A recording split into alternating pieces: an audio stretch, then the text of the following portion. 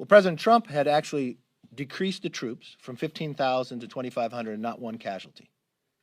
President Trump's... But there was a deal to withdraw. It wasn't this deal. I mean, Mike Pompeo and President Trump have been very clear about this. Even the former Secretary of Defense have been very clear about this. There were requirements that had to be met. You watch time and again, whenever the Taliban did not meet the requirement, there was ramifications for that. Quick, swift, and very difficult. The other thing that you'd have to think about in the Taliban, they watched this president time and again with a crisis. Back away from Putin, ransomware, pay it, China, provide them. I just read a report before I walked out here. Allow Huawei chips to be sold. The idea that Russia could have their pipeline, but America cannot. I felt they think they were more emboldened. And as they moved city to city, I know for a fact that President Trump wouldn't allow that. That didn't meet the requirements. And for the President Biden to sit back in an interview and say nothing went wrong,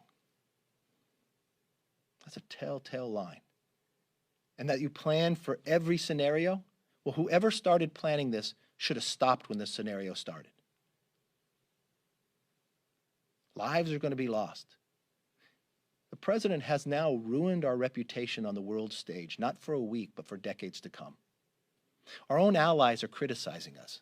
Our own allies who are sitting there defending us because America was attacked, asking us to extend the deadline so they can get their own citizens home, not for any other reason.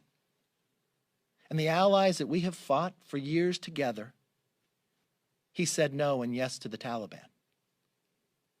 So no, none of that would have happened under a different administration. And yes, that was a failure. One of the biggest failures I watched from a foreign policy in my lifetime. And it's going to do a lot of damage to us.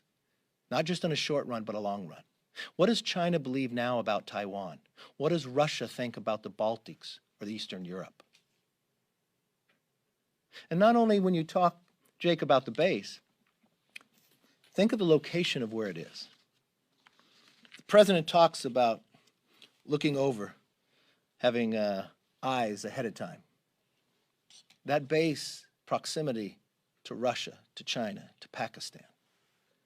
The idea of terrorists coming again from Afghanistan. Now, when you move people out, you don't have the intel.